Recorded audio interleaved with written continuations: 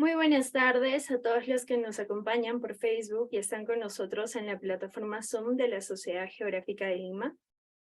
Desde hace 35 años, la Sociedad Geográfica de Lima, fundada en 1888 por el presidente Andrés Avelino Cáceres, organiza este ciclo de capacitación y actualización de conocimientos.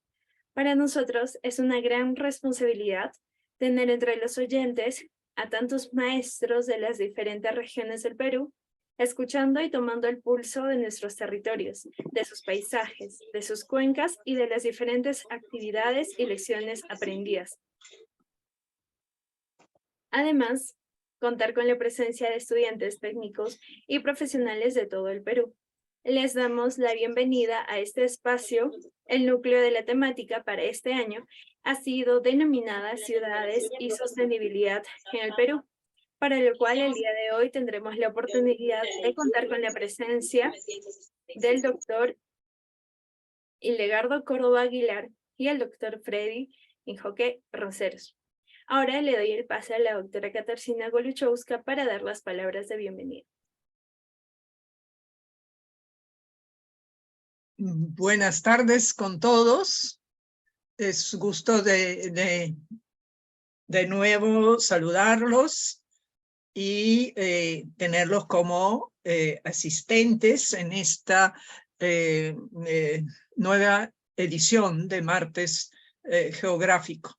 Quiero saludar cordialmente a nuestra presidenta de la Sociedad Geográfica de Lima, siempre muy atenta al desarrollo de los martes geográficos, a la geógrafa María del Carmen Carrasco Coello. Quiero también saludar cordialmente al Instituto Cultural Peruano Norteamericano y al personal de la Sociedad Geográfica de Lima que hace posible la realización de este evento. Y también saludo a nuestros expositores de hoy, doctor Hildegardo Córdoba Aguilar y al doctor Freddy Injoque Ronceros. Seguimos con el tema espacio geográfico y entorno de ciudades. Y hoy nos ocuparemos de dos aspectos de esta problemática. Por un lado, hablaremos del espacio regional y su relación con la ciudad, y por el otro, escucharemos una propuesta para la construcción de una jerarquía y sistema de ciudades en el Perú. Ambos temas complementarios y muy vigentes desde la época republicana, en la cual siempre continuamente se reflexionaba sobre un buen funcionamiento del Estado peruano. El espacio regional es un continuo y, como lo expresa Baigorri, va desde lo más rural a menos urbano, hacia menos rural a más urbano. Y estas fuerzas que mueven este espacio regional, es el espacio, fuerzas sociales, económicas, demográficas, son no siempre son simétricas entre lo urbano y rural, ¿no? Y tienden, en esta dependencia continua, tienden a crear regiones y luego territorios. Bueno, desde el punto de vista de geografía es un tema apasionante, donde en la región nos aparece casi su creación casi espontánea y al mismo tiempo dirigida, normada y frecuentemente dependiente de los factores externos, cambios de límites políticos, lo que llamamos globalización, pero también pueden ser conflictos militares, inclusive fuera del alcance de la zona que nos interesa, y pueden de nuevo generar unas nuevas situaciones en las cuales hay que pensar de nuevo comportamiento social, de gobernanza, etcétera, ¿no? Así que vamos a tener estas dos conferencias que de hecho van a iluminar el tema, y invito a todos ustedes para que al finalizar nuestras dos sesiones, dos conferencias, reflexionan a voz alta con sus preguntas, sus sugerencias, y también escribiendo sus preocupaciones en el chat. Ahora voy a ceder la palabra a la señorita Bachiller Betsabé para que inicie la moderación de la sesión de hoy. Muchas gracias por su atención. Muchísimas gracias a la doctora Katarzyna por las palabras de bienvenida. Y a continuación nos acompaña el doctor Hildegardo Córdoba Aguilar. Él es un geógrafo peruano, inició sus estudios universitarios en la Universidad Nacional Mayor de San Marcos de Lima, obteniendo el bachillerato en geografía en 1969. Luego obtuvo el grado Master of Arts en geografía en la Universidad de Texas, el grado de doctor en geografía en la Universidad Mayor de San Marcos y el PhD en geografía en la Universidad de Wisconsin-Madison. Es miembro honorario del Colegio de Geógrafos del Perú. Actualmente es profesor principal de la sección de geografía en la PUC, presidente desde el 2011 al 2013 de la Unión Geográfica de América Latina UGAL y ex miembro del Consejo Directivo de la Sociedad Geográfica de Lima. Ha sido profesor visitante de diferentes universidades internacionales y nacionales. Asimismo, ha realizado estadías cortas como profesor invitado en las universidades de Salamanca, Complutense de Madrid, Salzburgo, Varsovia, Cracovia, Zaragoza y demás. Además, ha participado en numerosos congresos internacionales y nacionales. Se especializa en temas de geografía cultural, especialmente relacionados con el desarrollo rural, problemas ambientales urbanos, percepción ambiental, biogeografía y geografía económica. Esta tarde nos presentará espacios regionales y sus relaciones con las ciudades. Bienvenido, doctor Hildegardo. Usted tiene la palabra. Muchas gracias, Betsabé. Buenas noches, apreciados asistentes. Voy a compartir pantalla para poder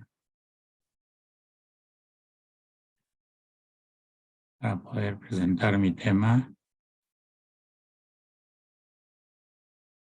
¿Me puedes dar? Sí, ¿tiene acceso? Está como... Me dice que ahora sí ya. Ok.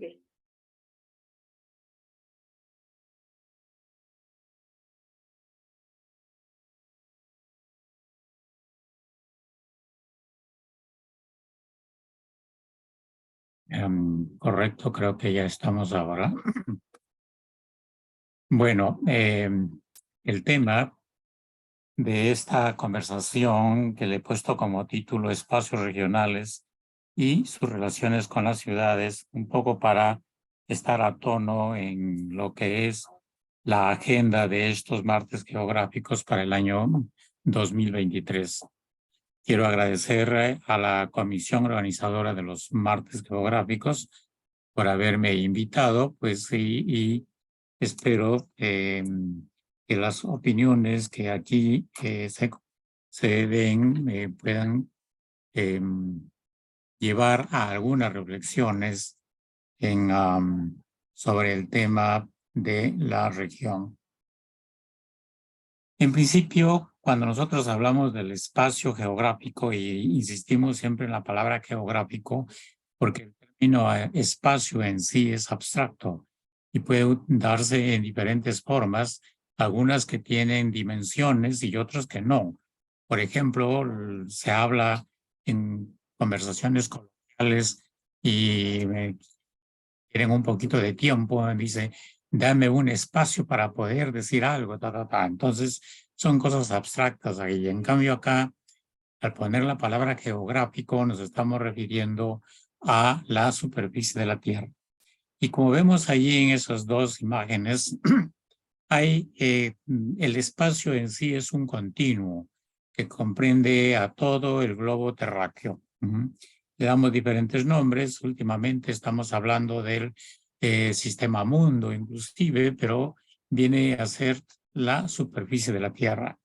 Pero como ese espacio es así tan grande, no podemos manejarlo, porque siempre la intención nuestra de los humanos y como sociedades ha sido de subdividir esos espacios, esos territorios, así, para poder manejarlos en alguna manera. Y por eso es que entonces se empiezan las subdivisiones, como se puede ver en la imagen inferior. Ahí tenemos una subdivisión de América del Sur, que en la parte superior aparece sin nada, que es un continuo. Abajo aparecen ya dividida por países. Y cada uno de esos espacios, que son muy grandes todavía, entonces los subdividimos optando diferentes estrategias que no hacen más que cumplir ciertos objetivos que tenemos al hacer las subdivisiones. Tenemos que tener en consideración acá que esas subdivisiones siempre son arbitrarias. Y esa arbitrariedad que tiene que ver con la forma de pensar de las sociedades, de los grupos que ocupan esos territorios, en que creen que pueden hacer subdivisiones más o menos o eliminarlas, siempre están de acuerdo a objetivos específicos. Los geógrafos, bueno, los nombres como aparece allí, pueden ser distribuciones políticas como país, departamento, provincia, región, que pues hablamos de regiones naturales, ecológicas, eclesiásticas, en fin, nos podemos dar una serie de nombres a ciertos territorios que los subdividimos como tal. Los límites como tales son temporales, y eso uno lo puede ver en la historia, a pesar de que existan tratados y acuerdos entre las sociedades, pero vienen otros grupos que dicen, bueno, al final yo no estoy de acuerdo con eso, podemos hacer esto o lo otro, o hay presión por la población, etcétera. Entonces vienen desconocimientos y vienen nuevos arreglos. La historia está llena de esos arreglos. Ahora entonces podemos hablar de experiencias para el caso peruano, un poquito un resumen, porque esta es una larga data y ha estado siempre en el quehacer de los geógrafos. Desde que la geografía comenzó a ser reconocida como una ciencia rigurosa, el rigor estuvo siempre alrededor de delimitar lo que eran las regiones. Y por eso entendemos a esta región como una porción de espacio geográfico cohesionado por algunos factores según el propósito de la clasificación. Pero esa es la definición tradicional, porque actualmente ya hay regiones virtuales que no tienen esa continuidad espacial geográfica, pero que siguen formando parte de estas regiones.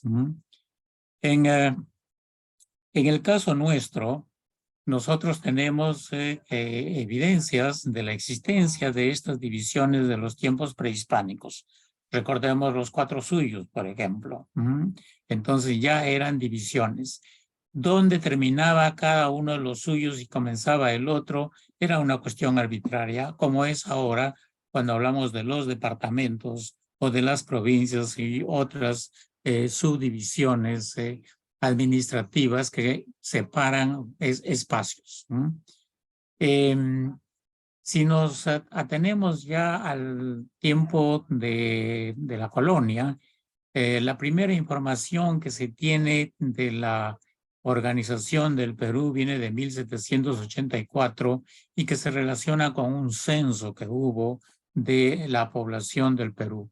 Allí el Perú entonces aparece dividido en intendencias y estas subdivididas en partidos y los partidos en cabildos. Lo que después, al declararse la independencia del Perú, estos devinieron en departamentos, en provincias y en distritos. Si miramos alrededor a nuestros vecinos, pues algunos conservaron los nombres hispanos en la administración que se mantiene hasta hoy día.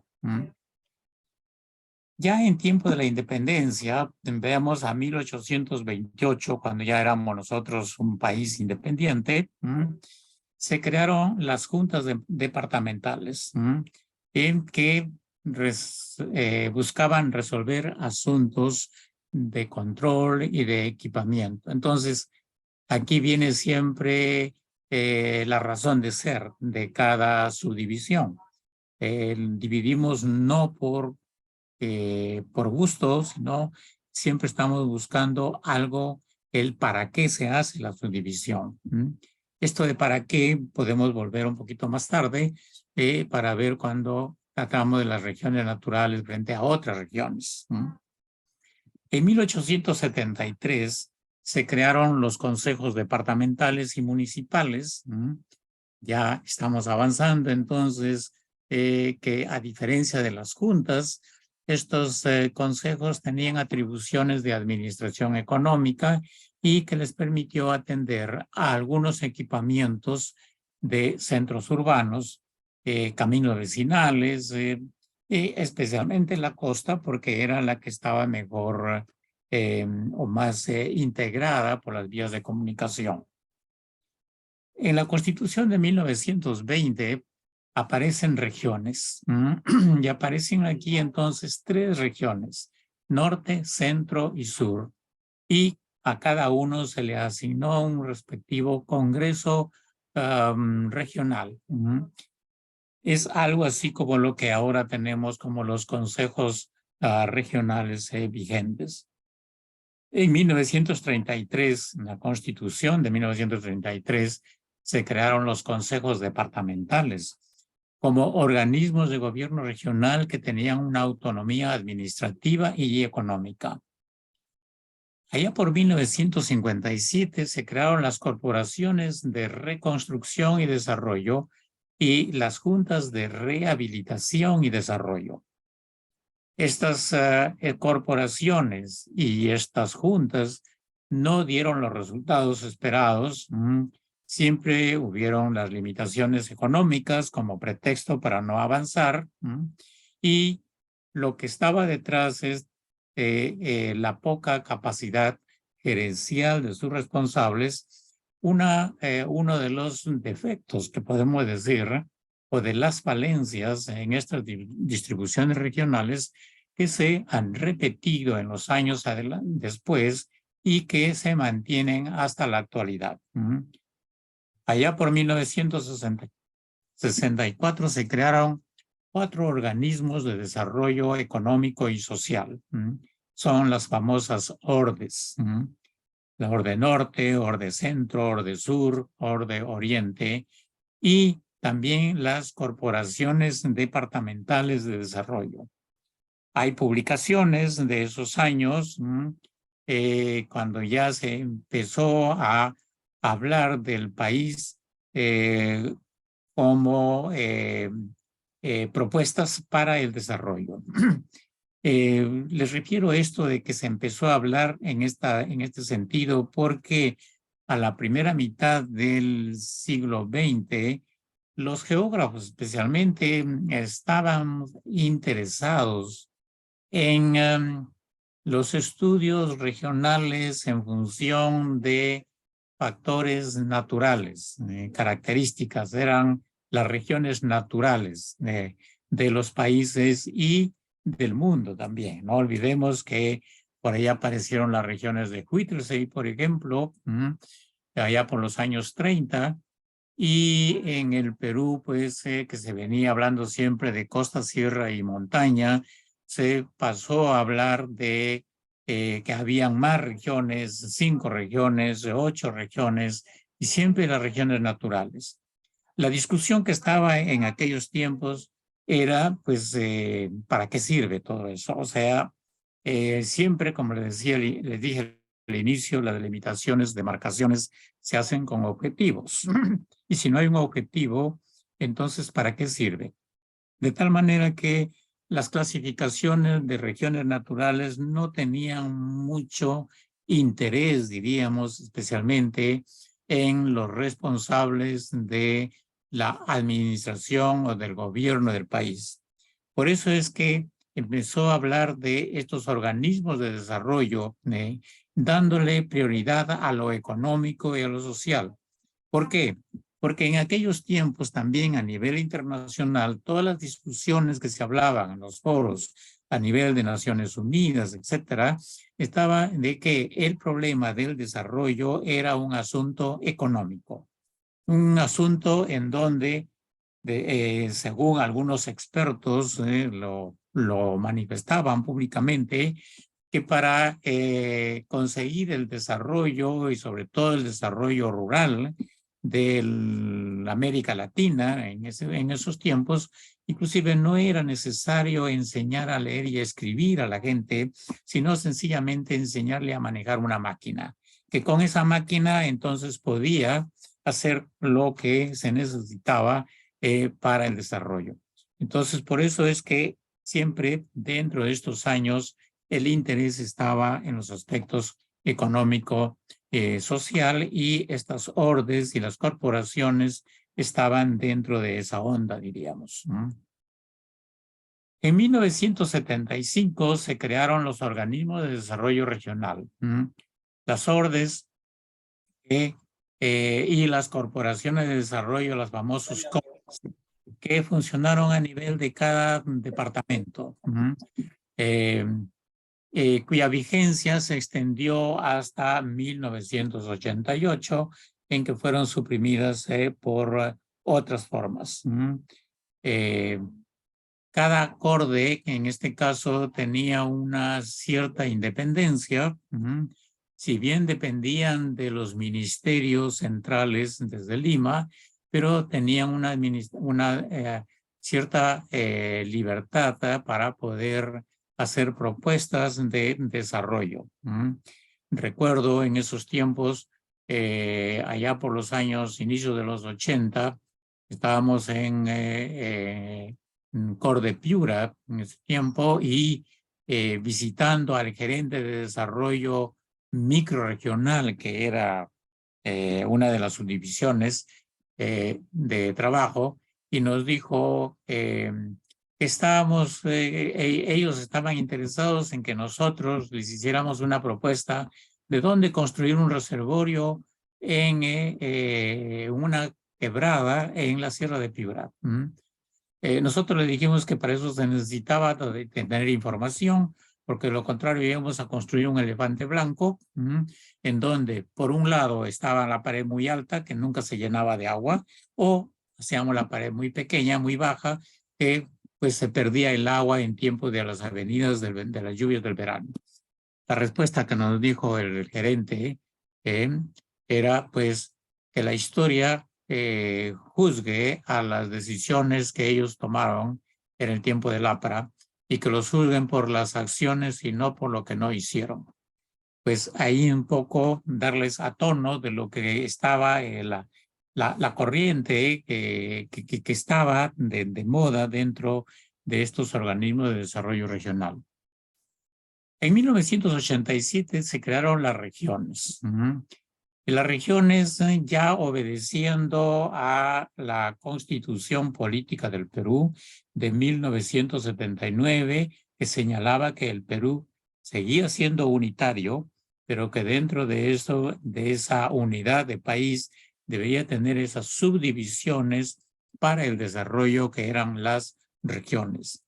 Y eso despertó, por supuesto, un entusiasmo, diríamos, de la academia y de toda la línea de los profesionales para poder crear esas regiones y que según la Constitución señalaba que no debían pasar de 11 regiones. Entonces, ahí estuvo la competición, diríamos, académica, técnica, de todo tipo, político, para llegar a estas divisiones. Pero la cosa es que al año 87 se llegaron a crear estas regiones tomando departamentos contiguos, y algunas veces, si el departamento era muy grande, pues él solo ocupaba una región, como el caso fue Arequipa, o como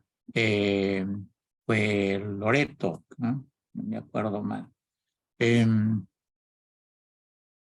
tema que estuvo ahí detrás y que no se discutió, o al menos no se quiso discutir por la complicación que ello llevaba, era que si los límites departamentales eran los correctos para establecer las demarcaciones regionales o no.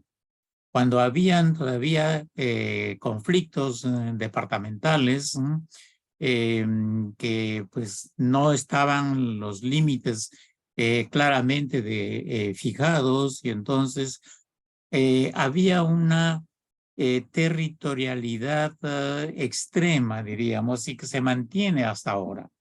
Viene una cuestión de reflexión, y va para ustedes ver que nosotros, de acuerdo a la Constitución, somos un país unitario. Entonces, no somos una federación, somos un país unitario.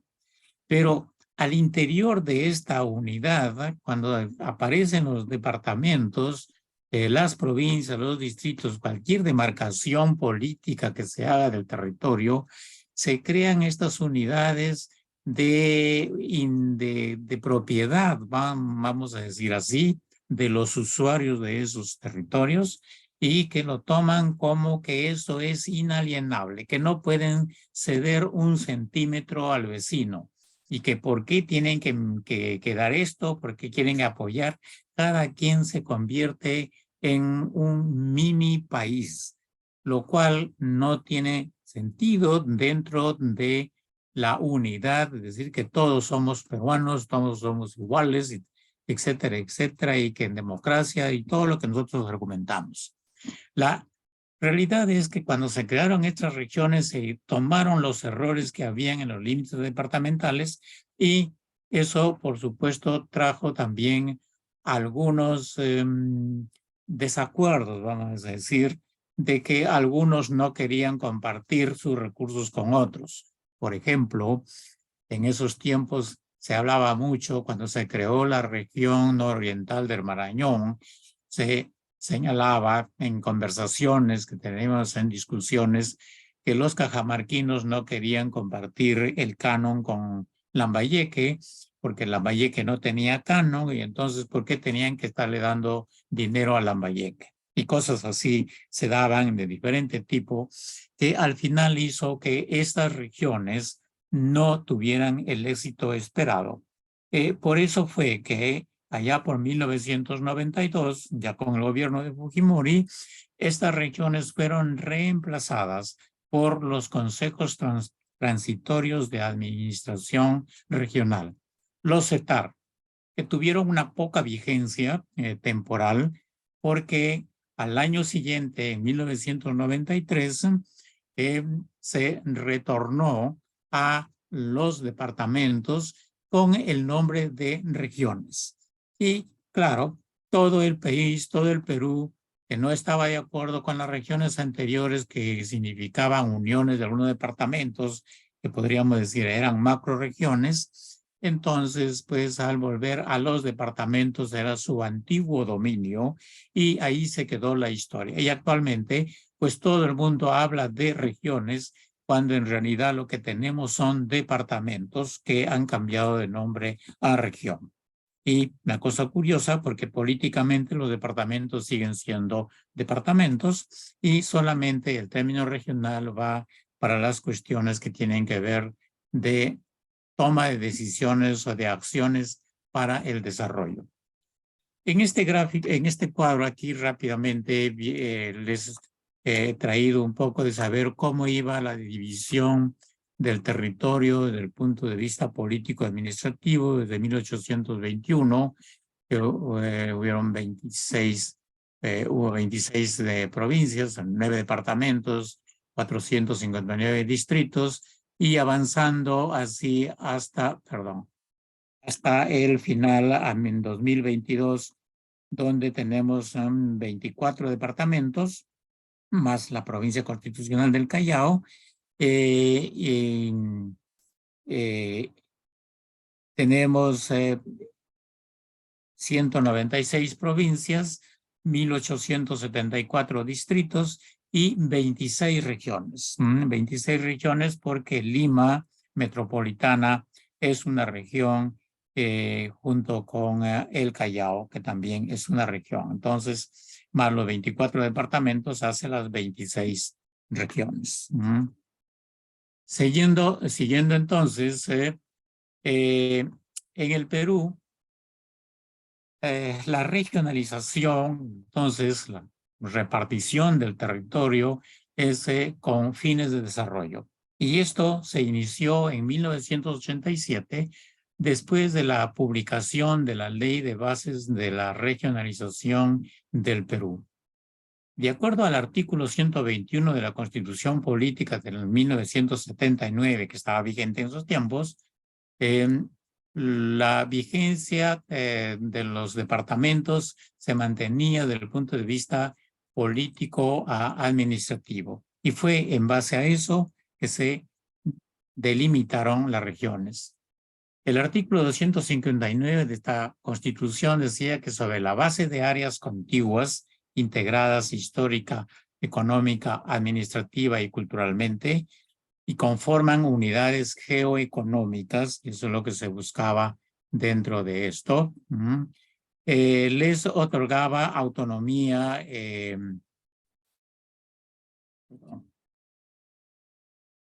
perdón, me confundí, autonomía política administrativa, y y se les daban los recursos para que pudieran cumplir con los objetivos para los que habían sido creados. ¿Cuántas regiones eran y cómo se limitaban? Como ya les dije anteriormente, la Constitución señalaba que eran 11 regiones, pero al final se pusieron 12 regiones porque Lima Metropolitana fue considerada como una región independiente.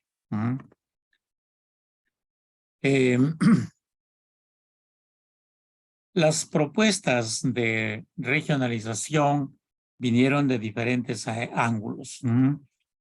Por ejemplo, aquí tenemos una serie de mapas.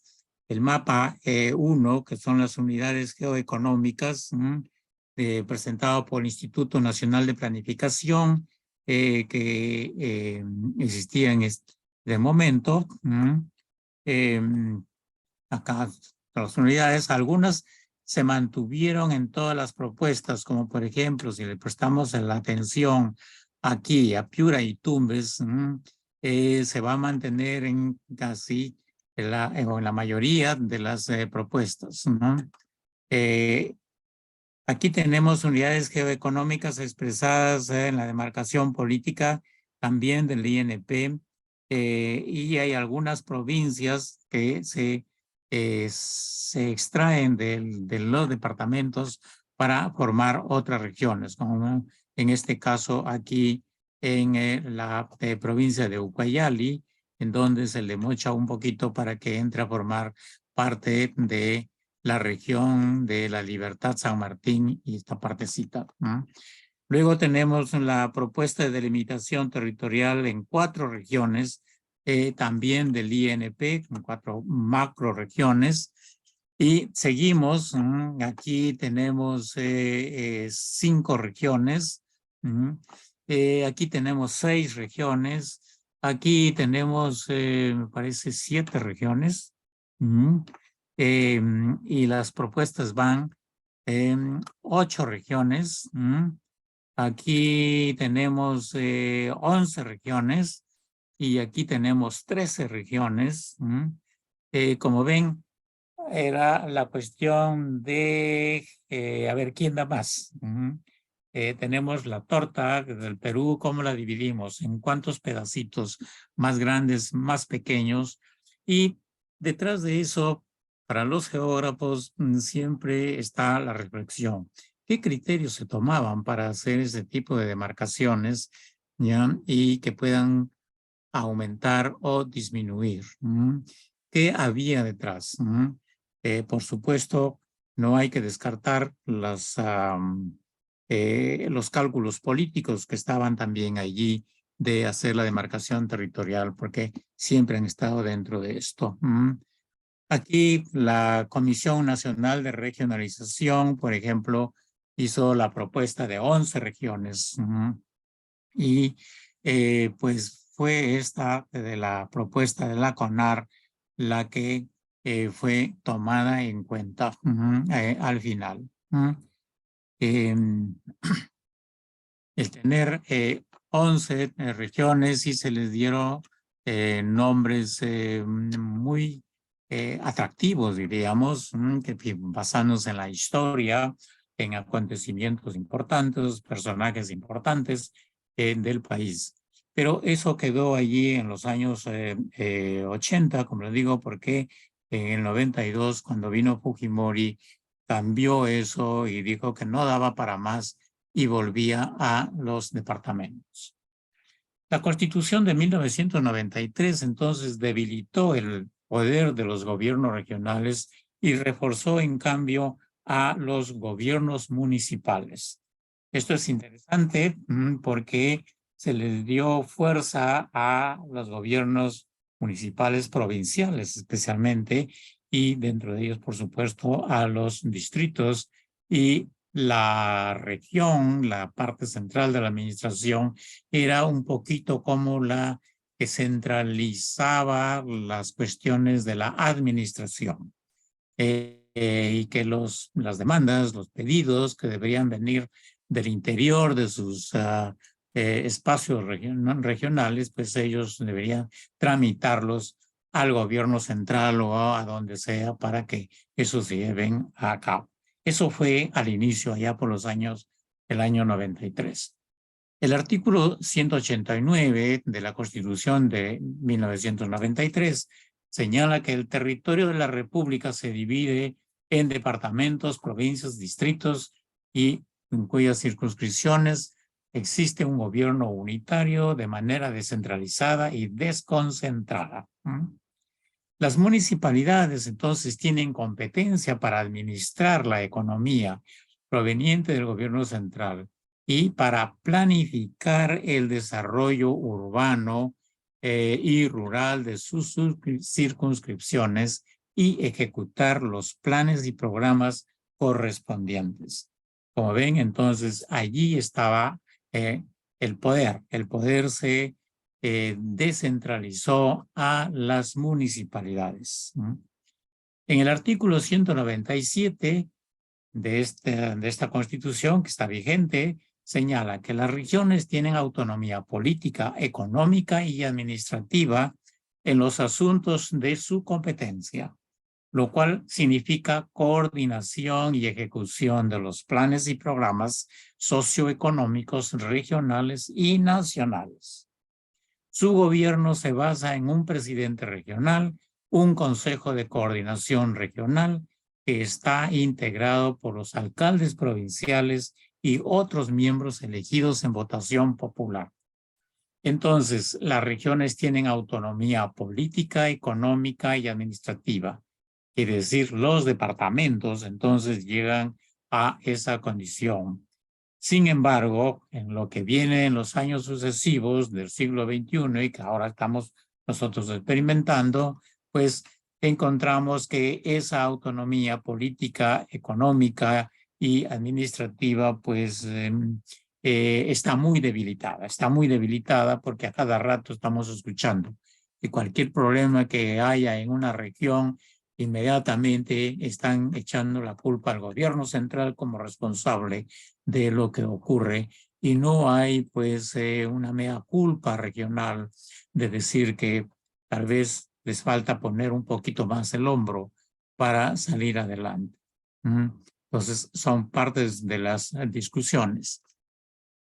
El 22 de julio del año 2002 se dio la Ley de Demarcación y Organización Territorial, cuyo objetivo principal es establecer las definiciones básicas, criterios técnicos y los procedimientos para el tratamiento de la demarcación territorial. Esa demarcación territorial, que si la ponemos nosotros en vigencia, llevaría pues a atender todas estas demandas de demarcación que están en agenda, me parece en la PCM, esperando soluciones en la brevedad posible. La demarcación territorial, entonces, se da para facilitar la conformación regional y se basa en principios: unidad, contiguidad, continuidad, integración, criterios como de población, ámbitos geográficos, socioeconómicos, criterios culturales, que son requisitos mínimos que justifiquen la propuesta correspondiente. A lo que se ha llegado a nivel regional es a los estudios de impacto ambientales, los diagnósticos de zonificación que han sido elaborados por los gobiernos regionales, pero todavía falta la parte de la demarcación territorial. Entonces, a todo esto nos lleva y ¿qué tiene que ver la región, en este caso, con las ciudades? ¿Cómo se inserta la región en las ciudades? Y vemos aquí este pequeño gráfico. Las regiones en sí son unidades espaciales que han sido demarcadas, determinadas de acuerdo a criterios o objetivos específicos de la sociedad que ocupa esos espacios. Pero si nosotros queremos hacer un estudio regional serio, nos lleva a entender que cada espacio regional siempre tiene un centro de acción, un centro de cohesión y una periferia, lo que se denomina en términos geográficos el heartland y el hinterland. El heartland es necesariamente la ciudad. Y ahí va, la ciudad entendida no como un punto, sino como un espacio regional, y que tiene, pues, lugar para atender todo lo que viene a ser la administración de su región. La pregunta es que entendido como un espacio homogéneo, como en este gráfico, el centro, la ciudad central está en el centro de esa región.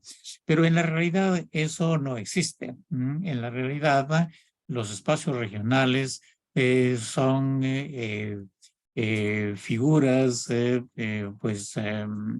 que tienen diferentes formas, y por lo tanto la centralidad es a veces muy complicada de determinar para decir dónde es el espacio más apropiado. Recuerdo allá por los años 80 un estudio que hice sobre el caso de la región Grau, que en ese tiempo existía, es decir, dónde podría ser la capital administrativa de la región Grau. Por supuesto, para todos mis paisanos piuranos decían, por supuesto, es la ciudad de Piura, porque tiene toda la infraestructura, tiene la experiencia y tiene la administración de las cortes que habían existido y por lo tanto no se necesita hacer un gasto extra. Pero la curiosidad geográfica pues le lleva a uno a mirar y ver si eso realmente es lo más apropiado. Entonces hice un pequeño estudio para determinar el mínimo de distancias a recorrer entre cada punto de la región Grau, en lo que era Tumbes y Piura, para encontrar dónde estaba la ciudad que tenía el mínimo de la sumatoria de esas distancias. Distancias no en línea recta, sino distancias de recorrido según las carreteras existentes en ese momento, con todas las curvaturas, zigzags que tenga la carretera, porque eso es lo que lo que determina las fricciones espaciales para recorrer esos espacios. La idea que está detrás es que si hay una emergencia de una persona que vive en la periferia de la región, ¿cuál es la posibilidad? ¿En cuánto tiempo tiene la probabilidad de llegar a un centro que pueda darle la atención? Y si ese centro se toma como la capital regional, pues bien, era un poco por ahí el juego de averiguar eso. Y pues resulta que haciendo todo el análisis, la ciudad que mejores condiciones ofrecía para la capital de la región Grau era no Piura, sino Sullana. Por supuesto, hay 60 kilómetros que separan Piura de Sullana. La distancia no es muy grande, pero en términos estrictos estaba por ahí. Eso quedó allí como un estudio nada más. Por supuesto, no lo presenté a mis paisanos piuranos porque me hubiesen votado de la ciudad como traición a la tierra querida. Pero es así. Los científicos tenemos a veces que exponernos a algunas críticas y eso es una cosa. El determinar una región significa entonces encontrar los espacios o que ocupen las mínimas distancias o el mínimo de fricciones espaciales que están en recorrer el territorio. Y eso se hace siguiendo las vías de comunicación, porque es por ahí por donde viaja la población, por ahí por donde se mueve, por ahí donde van los bienes y los servicios y también va la parte de, bueno, de todo nivel, las comunicaciones, en todo, excepto lo que ahora son las comunicaciones, telecomunicaciones, por ejemplo, que pueden vencer esas barreras, pero lo que es desplazamiento terrestre físico, hay que tomar en cuenta eso.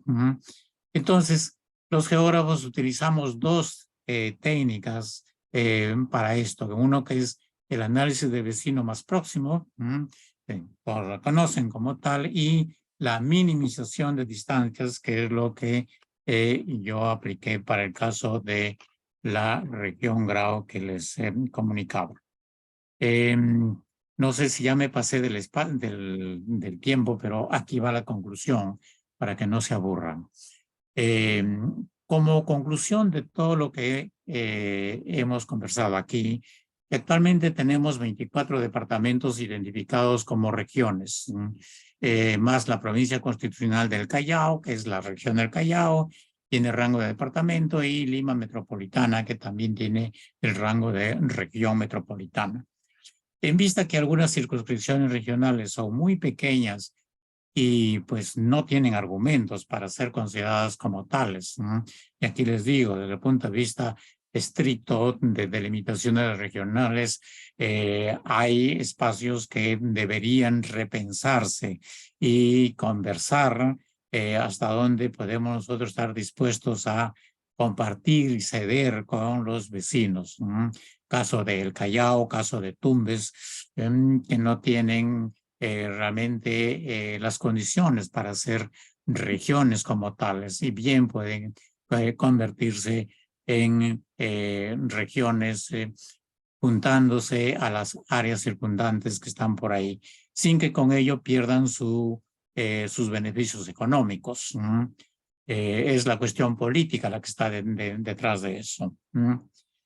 Las ciudades como centros de innovaciones deben ser ordenadas para el buen vivir y proveer los servicios a sus hinterlands. No aprovecharse de la fuerza política, económica que tienen para agarrar la mayor porción de el dinero que se reparte a las regiones para el desarrollo, sino que puedan compartir con el hinterland de sus territorios, de sus regiones, para que se pueda llegar entonces a ese tan ansiado desarrollo sostenible, equilibrado y humano. Muchas gracias y espero las opiniones que puedan venir más tarde. Muchísimas gracias al doctor Hildegardo por esta ponencia y también invitamos a nuestros participantes a dejar sus preguntas o inquietudes en el chat que van a ser compartidas posteriormente. Y a continuación nos acompaña el doctor Freddy Injoque Ronceros, graduado en Derecho y Geografía, con maestría en Gestión Pública y especialización en Análisis y Gestión Territorial. Actualmente es subsecretario de Promoción del Desarrollo Territorial en la Secretaría de Descentralización de la Presidencia del Consejo de Ministros, donde también ha desempeñado como subsecretario de Información y Análisis Territorial y secretario de Demarcación y Organización Territorial. Anteriormente fue jefe de la Unidad de Estadística del Ministerio de Educación, director general de Investigación e Información Ambiental del Ministerio del Ambiente, entre otras posiciones en la administración pública. Además de consultor de distintas agencias de cooperación internacional y agencias multilaterales. Es docente en la Universidad del Pacífico. Doctor Freddy Injoque Ronceros, bienvenido a este espacio. Usted tiene la palabra. No, nada, al contrario, gracias por la oportunidad de poder estar presente con ustedes y poder conversar. Agradecer a los martes geográficos, a la Sociedad Geográfica de Lima y a la doctora Katarzyna, al doctor Córdoba. En verdad, muy grato escucharlo. Por mi cabeza me han venido los recuerdos de cuando el profesor Córdoba ha sido mi profesor en varias materias en la Universidad Católica en la especialidad de Geografía y ha sido particularmente interesante y eleccionador, como siempre, doctor Córdoba, escucharlo a usted. Muchísimas gracias por el tiempo que nos ha brindado esta tarde. Y quizás, digamos, me deja poco que decir, pero digamos, haré un intento y trataré de colocar algunas ideas en el marco de la temática propia de la sesión del día de hoy, pero también en el marco de lo que ya nos ha comentado el doctor. Entonces, permítame compartir con ustedes la pantalla una presentación PowerPoint que me va a servir como guía a lo largo de la presentación y de las ideas que voy a intercambiar con ustedes.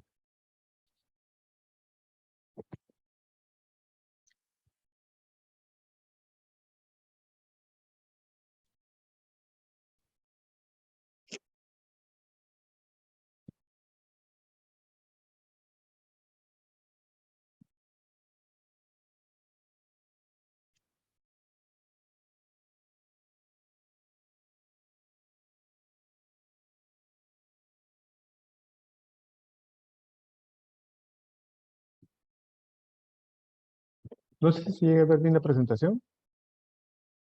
Sí, sí se puede visualizar. Perfecto. En el marco de la propuesta que me señalaron para poder conversar con ustedes esta tarde, había, digamos, como dos temáticas que creo que son, digamos, complementarias, son parte de la misma moneda. Uno tenía que ver con esta construcción de idea de regiones y otra idea era la que tenía como correlato la de ciudades o sistemas de ciudades. En el marco de esas dos líneas, digamos, de esas dos temáticas, he coordinado un poco las ideas que quiero contarles, ¿no? Y quizás, antes de entrar en materia, algunos elementos a considerar, ¿no? Es importante señalar que si bien es cierto, el espacio, el territorio, digamos, que ocupa hoy día el lugar que conocemos como Perú, fue ocupado por otras sociedades, ¿no? Hispánicas y prehispánicas, digamos, en los momentos previos a la llegada de las sociedades europeas, era un espacio, digamos, con una población importante, pero que más que estar organizada en ciudades o en poblados o en villas, era una sociedad que digamos que estaba, digamos que se asentaba a lo largo de todo este enorme territorio que iba desde el norte, desde Ecuador, digamos, hasta el norte de Argentina. Es recién, creo, con la llegada de los europeos a esta parte del continente, digamos, en que ellos traen su modelo, digamos, de organización territorial y con ello lo que ellos hacen es una revolución, creo, respecto a la manera como se tenía organizado el territorio andino, ¿no? Se instalan las primeras pueblos, ciudades, se sigue muy claramente un esquema propuesto por el virrey Toledo de reducciones, y en un tiempo relativamente corto, digamos, la población que ubicaba esta parte de los Andes, digamos, deja de tener un asentamiento marcadamente disperso, ¿ya? Para empezar a tener un asentamiento marcadamente más concentrado, más urbano, si quieren, poniendo urbano entre comillas, ¿de acuerdo? Pero también es cierto que en este momento, digamos, producto de la llegada de los europeos, el proceso de pérdida demográfica como resultado de las grandes enfermedades y epidemias que trajeron los europeos afectó de manera importante a la población indígena que no estaba preparada para poder soportar esas epidemias. Veamos nomás nuestra experiencia cercana con el COVID. Imagínense lo que pudo haber, lo que sucedió allá pues, por el inicio del siglo XVI, digamos, y lo que se tiene es, digamos, como referencia una pérdida demográfica de millones de población indígena, pasando de una población que quizás algunos sitúan alrededor de los 10, 11, 12 millones a unos 500.000 o 600.000. Esto también coadyuvó fuertemente a que esta población dejase de tener este patrón de asentamiento tan disperso y empezase a encontrar en estas soluciones traídas de Europa de concentración de población, digamos, una mirada, digamos, que podía verse como que más interesante de lo que pudo haber sido antes cuando tenían una enorme evolución demográfica. Pero entonces nos encontramos a finales del siglo XVI en un esquema ya muy nuevo, que por primera vez se instala, de una red de ciudades con jerarquías distintas, muy propia de la forma española de establecer y ordenar el territorio, donde establecían algunas ciudades, otra categoría de villas, pueblos, y que de alguna manera ahora, digamos, sin que esos títulos signifiquen gran cosa, digamos, se siguen manteniendo. El otro cambio importante que hay a partir de esto es la superposición o el uso que se hace de una red muy intensa que ya existía en la época prehispánica, que es la red de caminos que se viene a llamar red Inca, pero en verdad que es una red que se tiene como producto de los aportes que cada sociedad que habitó este territorio empezó a colocar a lo largo de su vida como cultura, como sociedad. Es esta red, digamos, que se sostiene y se mantiene con la llegada de los españoles, pero que deja de tener el uso que se les daba, pues empiezan a transitar en ella bienes, servicios, materias, ¿no? Para poder dar sostén a estos nuevos centros de consumo que la colonia había colocado a partir de este esfuerzo que le comentaba en la diapositiva anterior. Pero además un elemento importante, estos caminos dejan de ser transitados a pie para ser transitados con otro medio de transporte, burros, mulas, ¿no? Y son esos animales junto con los hombres los que empiezan a dar una intensidad y un uso de estos caminos mucho más marcado. Además, por cierto, al tratar de conectar estas nuevas redes, estos nuevos espacios de consumo puestos en el momento colonial, se generan también nuevas rutas, ¿no? Entonces, se empiezan a abrir con mayor intensidad espacios transversales, ¿no es cierto?, que empiezan a comunicar hacia la costa, se empieza a producir esta primera mirada de litoralización del territorio, ¿no? Pero también es cierto que es una colonia, es un virreinato, y ese virreinato no tenía las fronteras que hoy día conocemos para nuestro país, y por lo tanto las rutas comerciales iban mucho más allá de lo que hoy día podemos concebir. Al norte, anclados quizás en Trujillo, ¿no? Tenemos un circuito comercial que llegaba hasta Quito, ¿no? Pasando por Loja, por Cuenca, y de allí quizás por Paita se comunicaba a Panamá, a Nicaragua, a México, a Chile, ¿no? Constituyendo un gran bolsón y una gran macrorregión norteña, y al sur lo mismo, digamos, en una articulación mayor con Potosí, La Paz, Chuquisaca, etcétera, pero vinculados a una red de ciudades también importante, intensa como Cusco, Arequipa o Huamanga. Y son estos grandes espacios, yo creo, lo que de una u otra manera configuran esas primeras miradas de macrorregión en nuestro territorio, que si bien pueden tener su sustrato en aquello que nos comentaba el doctor Córdoba, propio de la cultura inca, de haber dividido en Antisuyo, Collasuyo, etcétera, es cierto que esta mirada más norte-sur, quizás con una mirada de centro, empieza a instalarse muy temprano en estas épocas. Pero reforzado ciertamente por este elemento. No son regiones que aparecen, son regiones que hay que entenderlas por flujos, por redes de relaciones de intercambio. Y bosquejarlas con claridad y delinearlas es una tarea que implica reconocer y reconstruir esas redes, ¿no? No estamos hablando en este caso de aquellas regiones político-administrativas, digamos, sino más bien de estas regiones en el sentido más de espacio geográfico, ¿no? De relaciones que colocan los actores que están en los territorios y a partir de las cuales desarrollan su cotidianidad, su vida diaria, ¿no? Que siguiendo en esta tónica, en esta temática, la idea es poner acento, creo yo, en esta idea dinámica de región, ¿no? Y esta dinámica, digamos, va a ir variando conforme emerjan o vayan apareciendo nuevos centros, nuevas ciudades, nuevos centros de poder, nuevos centros comerciales, nuevos centros industriales o de industrias extractivas. Pero también cómo varían estas redes de intercambio, ¿no? Y cómo aparecen nuevos productos como de interés, sea de los mercados internos o de los mercados externos. Y eso va a ir reconfigurando los contornos de estas regiones, ¿no? Y en ese sentido, las regiones creo yo que hay que entenderlas, no en el sentido inamovible, sino como resultado de un largo proceso, muy largo, de un proceso histórico. Y ese es el marco de referencia por el cual quiero hablar yo justamente de sistema de ciudades, ¿no? Porque creo que si no, y esto creo que al final lo dice el doctor Córdoba de manera muy clara, si no reconocemos o entendemos el sistema de ciudades, va a ser muy difícil que podamos reconocer posibles regiones, a menos que queramos ver estas regiones como artefactos artificiales, ¿no? Y quizás parte de esos fracasos en ese largo recuento que nos ha hecho el doctor Córdoba tiene que ver con esta idea artificiosa de haber querido construir estos espacios regionales. Permítanme contarles ahora un poco del tema de jerarquía y sistema de ciudades. O sea, es obvio, digamos, bueno, es obvio, digamos, para todos nosotros, porque creo que todos nos movemos en un escenario en el cual nos desplazamos, vivimos en Lima, quizás viajamos a Ica, vamos a Huacho, a Huaral, a Cusco o a Iquitos, y lo hacemos con relativa frecuencia. Entonces, que las ciudades o las redes urbanas son resultado de interacciones de las personas que realizan sus traslados y su vida común conectando distintas ciudades para poder satisfacer alguna necesidad. Esta necesidad puede ser una necesidad cultural, turística, empresarial, familiar, amical, amorosa, ¿no?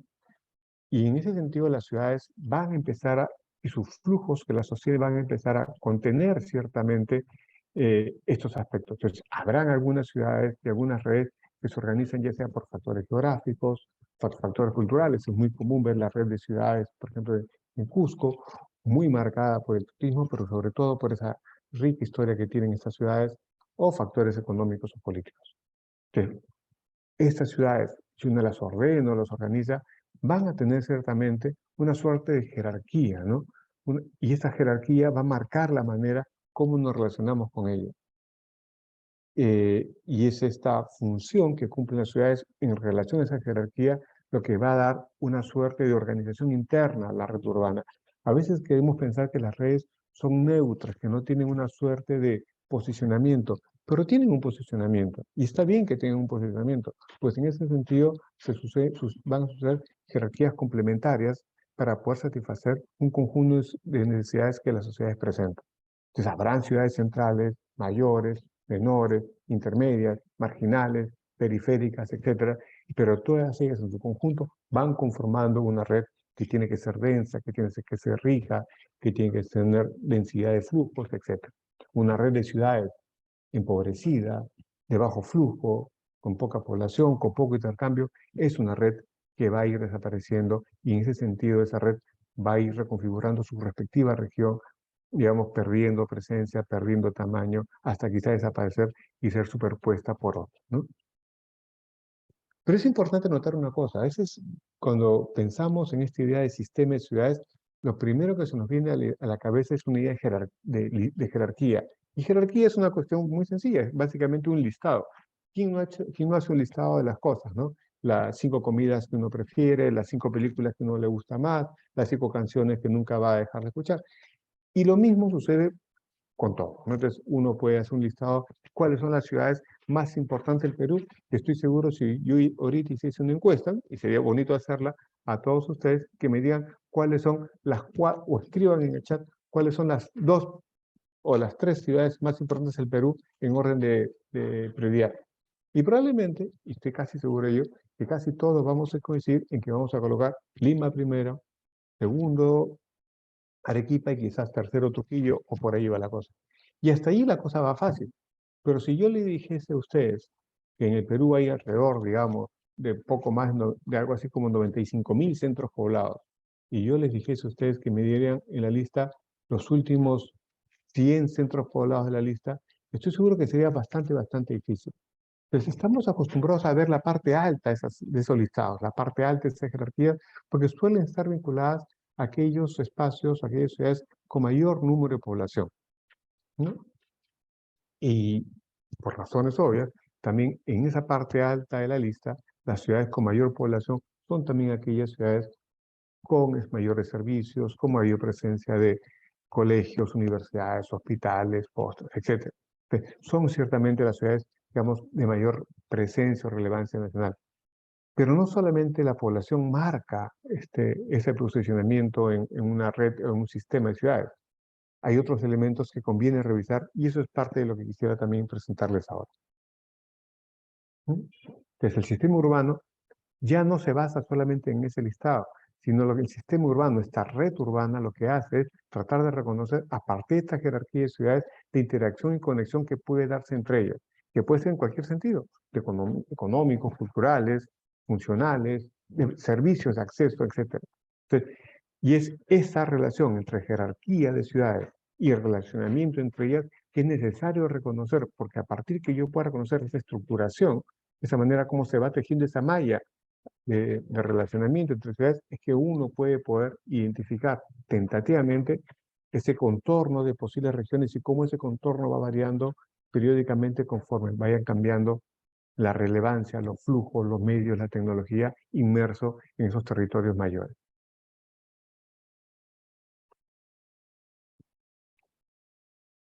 Pero volviendo al punto, ¿no? Digamos, los parámetros para definir qué es una ciudad, digamos, han variado en el tiempo y va a ser bien difícil que podamos encontrar información suficiente que nos pueda dar cuenta de las ciudades, de un parámetro de referencia de las ciudades en el largo aliento que puede comprenderse en los últimos 4 o 5 siglos.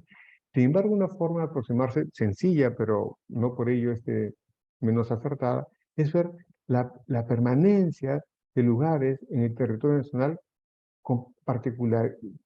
que gozan de esa particularidad de ser ciudad y esa permanencia, esa persistencia, lo que nos puede dar cuenta es de un posicionamiento de largo aliento de esas ciudades en este gran territorio que hoy día llamamos Perú, ¿no? Entonces, si uno revisa, por ejemplo, la obra de Guamán Poma Ayala, a inicios de la colonia, lo que puede encontrar es un conjunto de ciudades descritas por el cronista, ¿no? Y muchas de ellas que podemos reconocer hasta el día de hoy. Vemos estos mapas y esos gráficos y no nos es extraño encontrar allí ciudades que hoy día nosotros visitamos casi como si fuesen ciudades propias, ¿no? Entonces aparece Lima, Callao, Pisco, Nazca, Camaná, Arequipa, Castrovirreyna, Cajamarca, Huamanga, Huancavelica, Cusco, ¿no? Trujillo, ¿no? Además de muchas otras ciudades, digamos, que son parte hoy día de Chile, Bolivia o Ecuador. Entonces, son ciudades que en el imaginario de Guamán Poma eran ciudades relevantes, importantes, y ahí quizás notar algo que va a ser clave para poder marcar también estos espacios regionales mayores que se van constituyendo en el país hacia adelante, la gran presencia andina y sureña en esta estructura urbana tan temprana que había en este territorio. No podemos establecer un relacionamiento, o sea, una suerte de sistema de ciudades como veíamos en la diapositiva anterior, pero sí podemos reconocer una presencia de ciudades, ¿no? Temática, digamos, una concentración en el territorio, ¿no? E intuir, digamos, que entre ellas, a partir de una red de caminos, había una suerte de interacción en cierto nivel para esta época.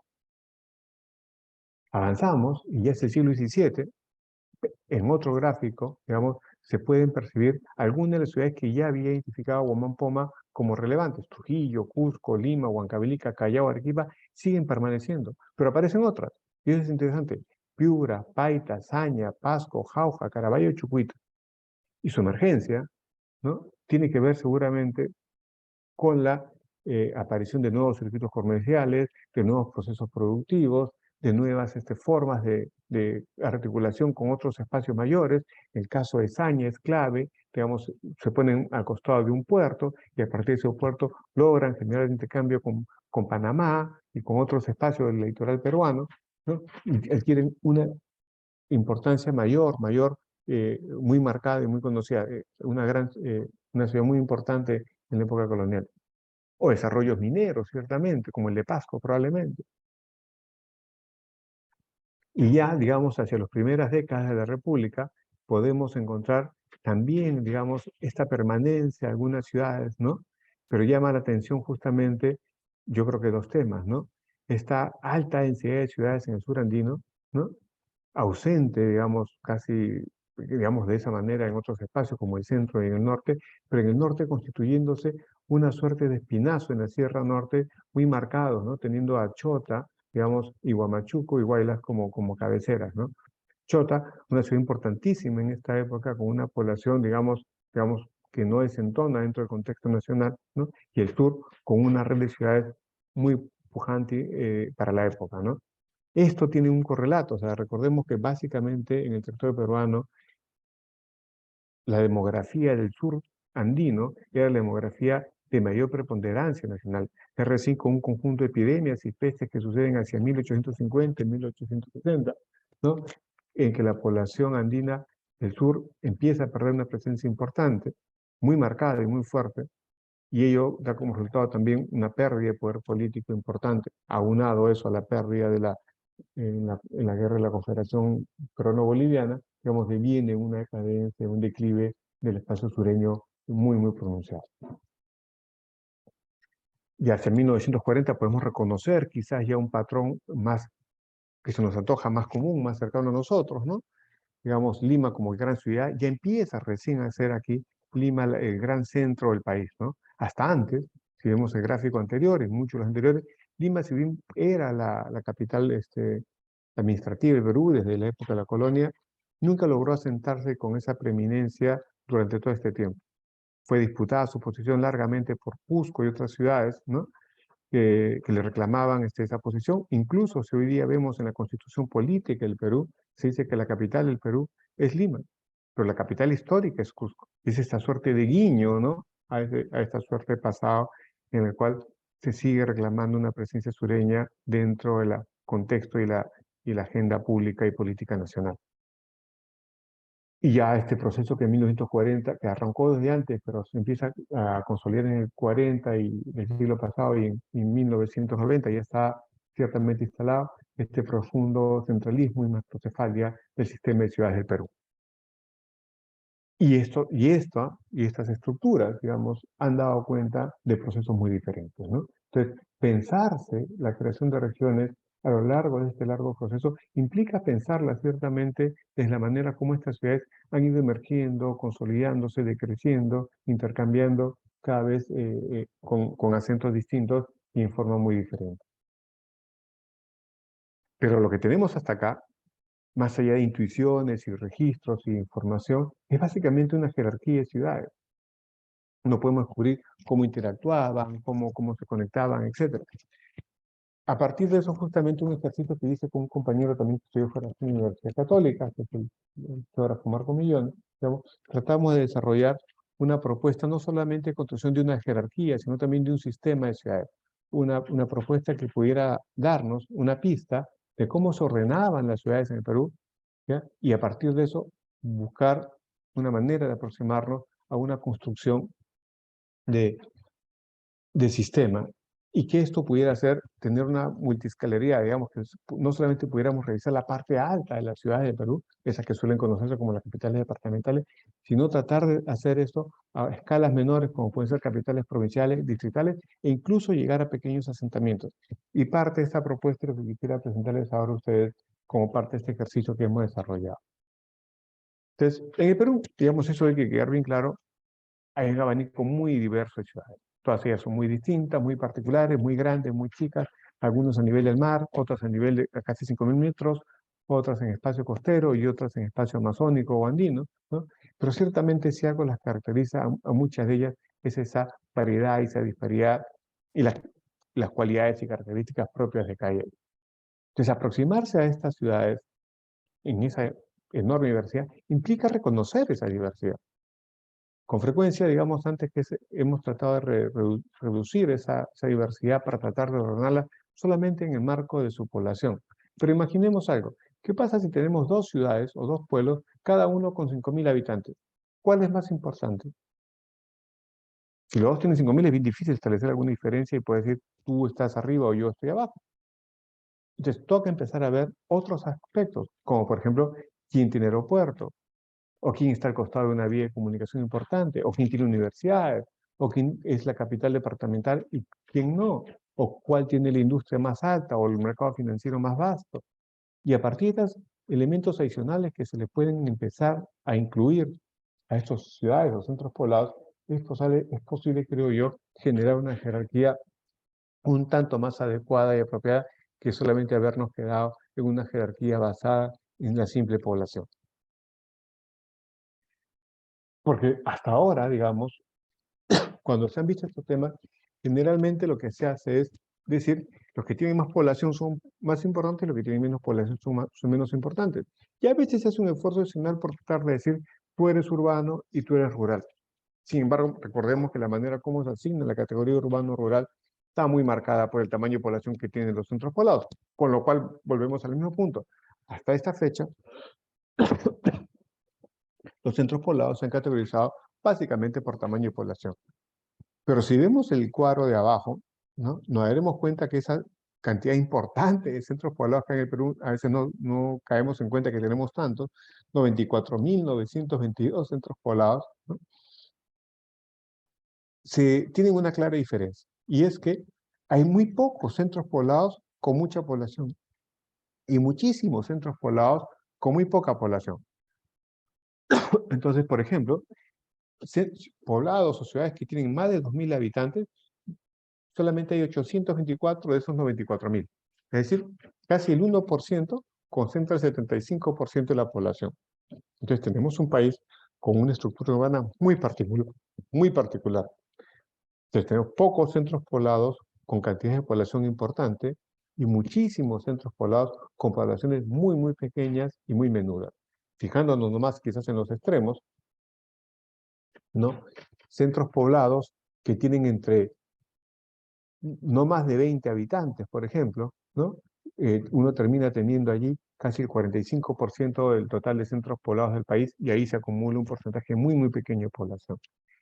Esta es, digamos, lo que hay en el Perú, ¿no?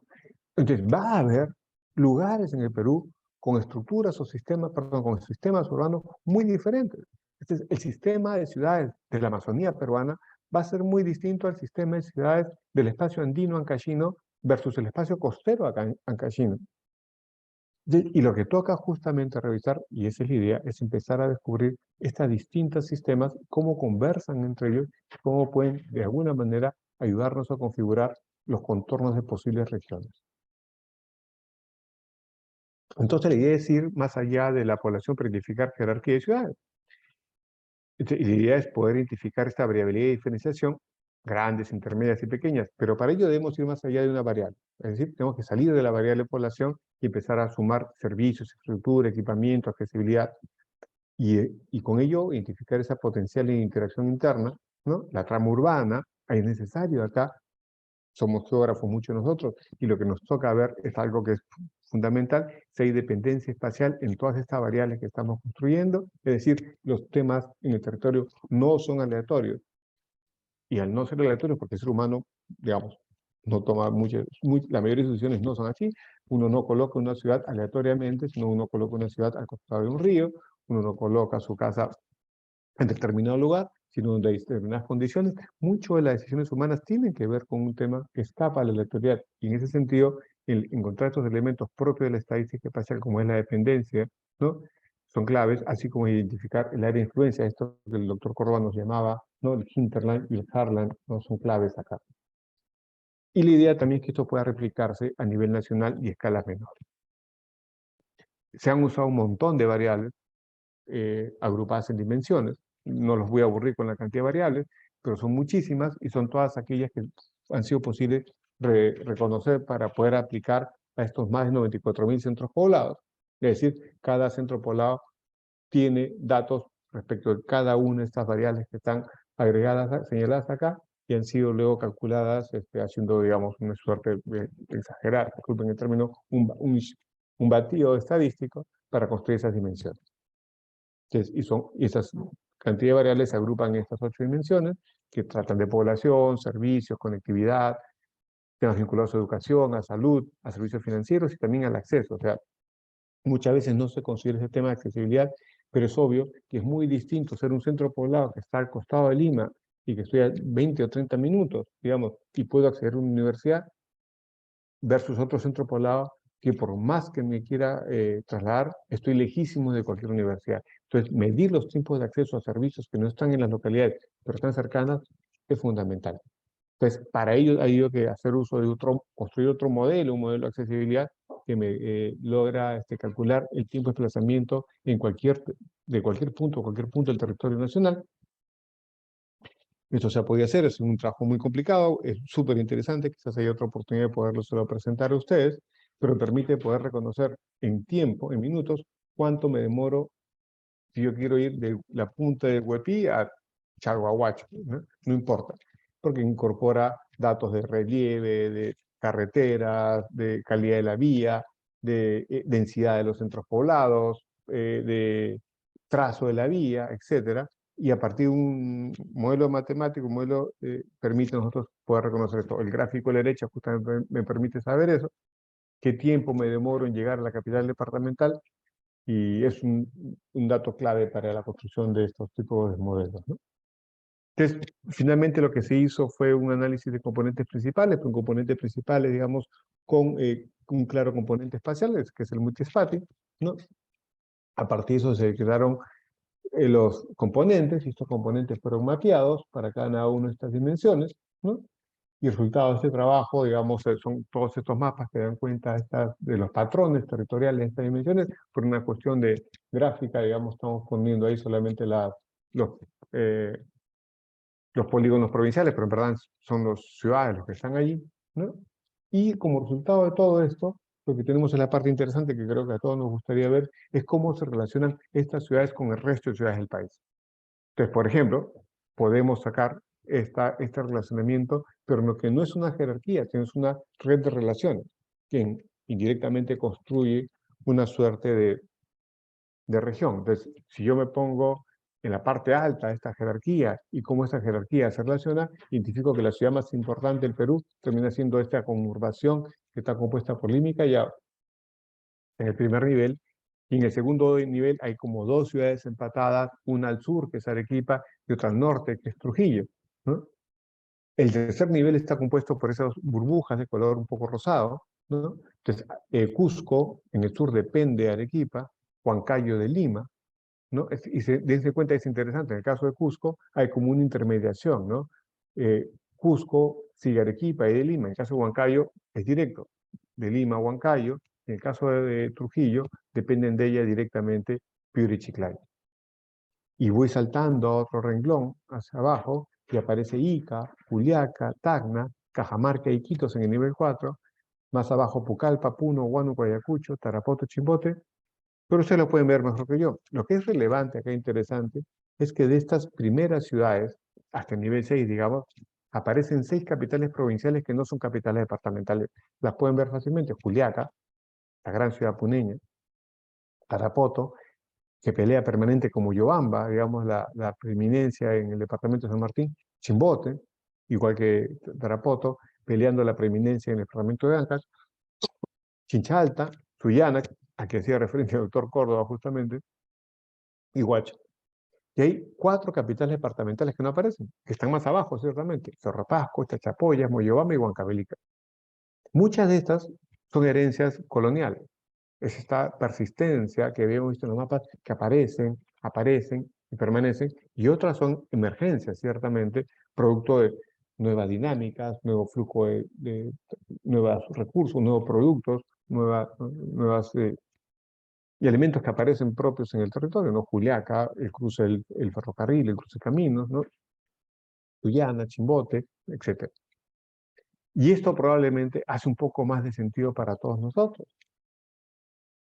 Pero esto podemos incluso desglosarlo, ya acá va a ser bien difícil que podamos verlo y lo estoy separando casi por macrorregión, norte, centro y sur, y acá podemos ver ya, digamos, cómo se va desagregando o percolando estos sistemas. De Trujillo aparece Chiclayo y Piura, de Chiclayo depende Tarapoto, ¿no? Pero también depende Jaén, ¿no? Y Chepén, de Cajamarca sale Chota, Mamamarca, Guterro, de Piura está Sullana y bajo Sullana Talara, de Piura depende directamente Paita, pero también Tumbes, ¿no?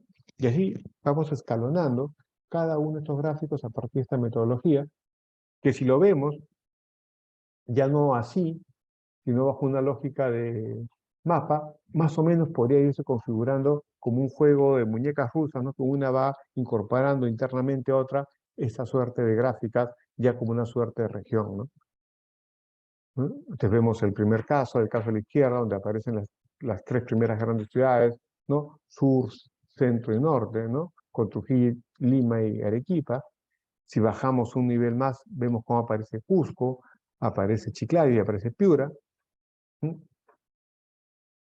Y si seguimos bajando hasta un determinado nivel, ¿no? Acá estamos en nivel 5, vamos viendo cómo se van reconfigurando ciertos espacios, achicándose unos, existiendo otros, ¿no? Como hay algunos pequeños que empiezan a pelear espacio, Huacho, ¿no? Chimbote, ¿no? Huaraz mismo, Pucallpa, Ayacucho, Chincha Alta, ¿no? Y así sucesivamente. Pero, y este es el ejercicio, creo que es interesante, porque más allá de que esto pueda tener puede concretarse en una realidad, en una forma de establecer regiones o espacios en el país, creo que a nosotros como investigadores, a ustedes como docentes o alumnos, estudiantes, empezar a explorar estas posibilidades termina siendo rico. No porque vaya, como les repito, a suceder en la práctica, pero empezar a revisar un conjunto de información anexa que puede estar enmarcada de otros grandes procesos que estamos viendo, ¿no? Y siguiendo este mismo proceso, yo puedo empezar a revisar jerarquía de ciudades en regiones que quiero crear, por ejemplo. Es un lugar muy conocido para todos nosotros últimamente, ese corredor vial sur, que es donde está todo un eje minero importante, cuprífero, que es este compuesto, ¿no? Por 1, 2, 3, 4, 5 provincias, ¿no? Una cantidad importante de distritos, ¿no? 17 distritos, aquí viven cerca poco más de 100.000 personas y hay una cantidad importante de viviendas, 54.000, ¿no? Pero es un territorio muy particular, no es una provincia, no es un distrito, no es un departamento, es la composición de un conjunto de distritos vinculados por un eje vial por donde discurre una importante producción cuprífera en el país. Y si yo reviso este sistema, pero este conjunto de distritos, aplicando la misma metodología, puedo empezar a descubrir quiénes son las ciudades, digamos, y cuál es el sistema, las ciudades en orden jerárquico que componen este espacio y cómo es el relacionamiento, la interacción, el sistema entre ellas. Entonces, Yauri destaca largamente, le siguen dos ciudades, Tampobamba y Chaguahuacho, digamos en la misma posición, le sigue Velille, Coquemarca y otras varias. Y si yo esto lo llevo a un mapa y uso el mismo modelo de accesibilidad que encuentro, lo que puedo encontrar ahí es cómo se estructura el territorio. Entonces yo voy a ir hasta el nivel 6, por ejemplo, en esa jerarquía, ¿no? Donde yo puedo contar con 22 centros poblados, ¿no? Entonces, con 22 centros poblados, ¿no? Yo puedo organizar el territorio, ¿no? A cierta distancia, a cierto tamaño, y ver cómo se estructura, ¿no? Cómo vertebran estos 22 extrapolados el conjunto del territorio de Yauri, que inicialmente está compuesto por cerca de 3.000 o 4.000 centros pequeños, centros poblados rurales, ¿no? Entonces, la ventaja que tengo acá no es que estoy supeditado a la estructura político-administrativa del Perú de verme siempre como departamento, provincia, distrito.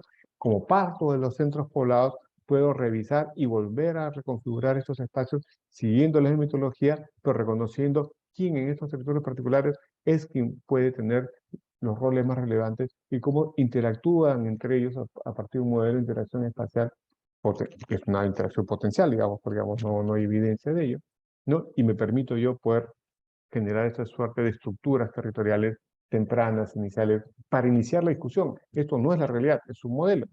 Pero sobre este modelo puedo empezar a generar la discusión con información que antes no tenía mapeada en mi cabeza, ¿no? O sea, lo que yo tenía antes era básicamente esto, un conjunto de distritos vinculados por una carretera donde poco puedo decir. Ahora lo que yo te puedo decir es, mira, hay una estructura urbana, hay un sistema de ciudades, se vinculan así, quien está en la parte alta es Yauri, pero a nivel territorial se vincula de esta manera, ¿no? Y con, digamos, con una suerte de 22 centros poblados, tú tienes una estructura que vertebra el conjunto del territorio. Disculpen. Y esto mismo puedo aplicarlo a provincias, ¿no? A una escala de mayor detalle. Entonces yo puedo tener Canas también en Cusco, ¿no? Un distrito, una provincia interesante, pequeña, con 8 distritos, con 32.000 personas, ¿no? Donde solamente hay cerca de 400, alrededor de 467 centros poblados, pero no importando que sea tan tenue la estructura urbana o demográfica de la provincia, igual se puede hacer el mismo ejercicio. Encuentro una estructura más que piramidal, esto es casi un palito, ¿no? Muy delgada, muy agotada, ¿no? Con lo cual quiere decir que la red es poco densa, digamos, se sostiene uno debajo de otro, no es muy tenue esta red, ¿no? Y si la veo en el territorio de vuelta, lo que tengo es esta estructura con esos mismos estándares del modelo de accesibilidad, donde es un espacio más pequeño, entonces es más fácil articularlo, vincularlo, con dos polos, uno al norte vinculado a Yanaoka y otro al sur con el nombre de Descanso, que en ese eje norte-sur se logra estructurar todo el territorio de esta provincia cusqueña, ¿no? O Caylloma en Arequipa, y el mismo ejercicio, ¿no? Aquí, digamos, tenemos más centros poblados, 2.500, una mayor cantidad de población, de vuelta a la misma estructura en estas provincias, digamos, casi antes que una pirámide, lo que tenemos es una línea vertical, ¿no? Una estructura muy delgada, muy tenue, ¿no? Con el Pedregal delante, de manera muy marcada, ¿no? Y si yo lanzo de vuelta sobre el territorio, puedo empezar a configurar esta estructura y cómo se ordena, cómo se organizan estos centros poblados relevantes de esta provincia en el marco territorial, ¿no? Lo que tenemos acá es un modelo, es un instrumento, un juguete, si quieren verlo así, un artefacto, que la idea es que nos pueda ayudar en la reflexión, no porque pretenda dar respuestas, sino porque sea una ayuda en la reflexión, en la manera de repensar los territorios, ya no a partir de entelequias o cosas que nos parecen no moverse, como decía el doctor Córdoba, de estos departamentos anclados en sus territorialidades, sino ir un poco más allá y como si vemos las cosas un poquito más allá y un poquito distintas, podemos identificar aquello que es lo que las personas hacen cotidianamente, que es vincularse, viajar, conocer, reconocerse, flujos comerciales, flujos económicos que escapan a esos límites y esos linderos puestos a veces tan artificialmente. Y quizás si algún día reconocemos esto, antes que estas territorialidades y estos chauvinismos regionales, quizás podamos tener algunas regiones que puedan dar cuenta mejor de cómo sucede la vida de cada uno de nosotros. Muchísimas gracias.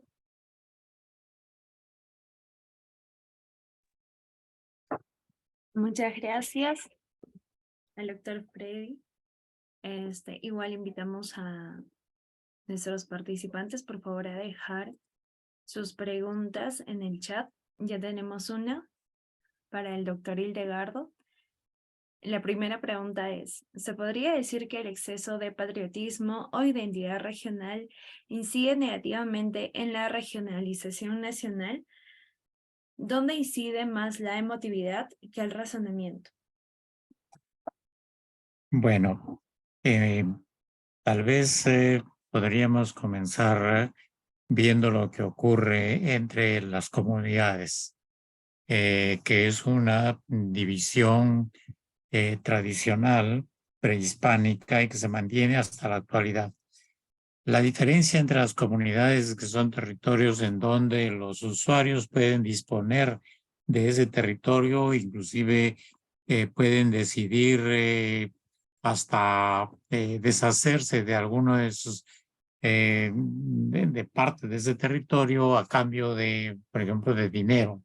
En el caso de los límites políticos administrativos, allí no hay la condición de venta y sin embargo se mantiene la idea de propiedad. Una propiedad en donde pues los usuarios de uno de sus territorios están dispuestos hasta ir pelear y hasta morir defendiendo según su punto de vista el honor del territorio. ¿Por qué cederlo a los demás? Lo que está detrás de eso, yo creo que los psicólogos conocen muy bien y tiene que ver con nuestro sentido de individualidad. Somos una sociedad individualista aun cuando nos queremos presentar como socialistas, colaboracionistas, muy, qué sé yo, solidarios, etcétera, etcétera. No. En la práctica somos muy individualistas y ese individualismo lo llevamos al territorio y por eso hace que cuando aceptamos que eso pertenece, por ejemplo, a Piura, Piura no cede un pedacito de terreno a Lambayeque y ni Lambayeque cede algo a Piura. Entonces se ponen en una línea, caramba, de quién puede más.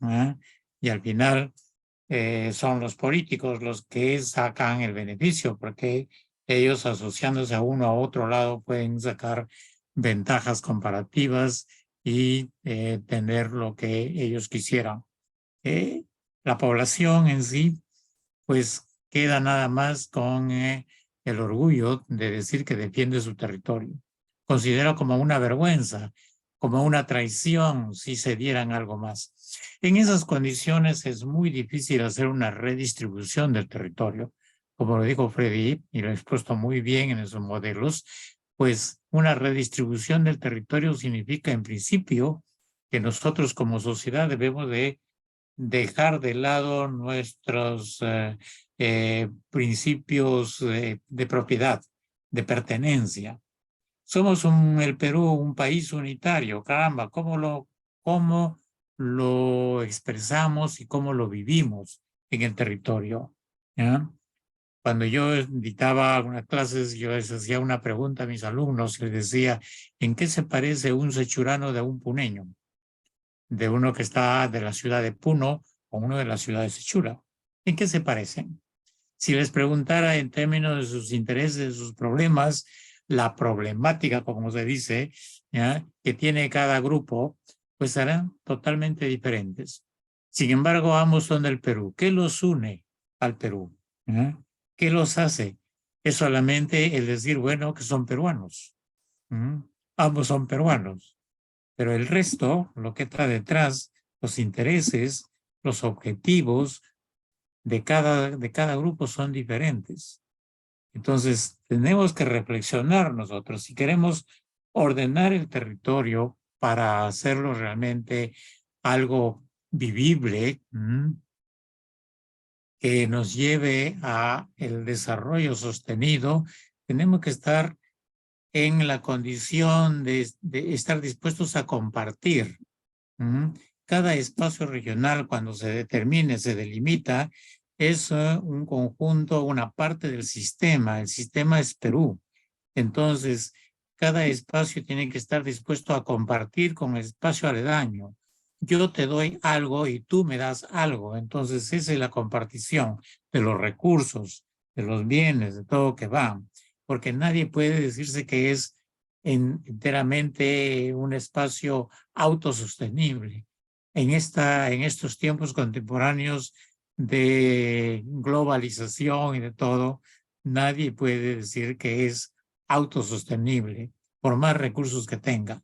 Puede tener mucho oro, pero le falta la comida, por ejemplo, tierras para la agricultura y así por el estilo. Muchas gracias por la respuesta, doctor Hildegardo. Ahora tenemos otra pregunta de parte de Eduardo Rategui. Comenta lo siguiente: el megapuerto de Chancay generará una masiva migración a esta área. ¿Cómo afrontar ya esta prognosis de mediano plazo para el doctor Injoque?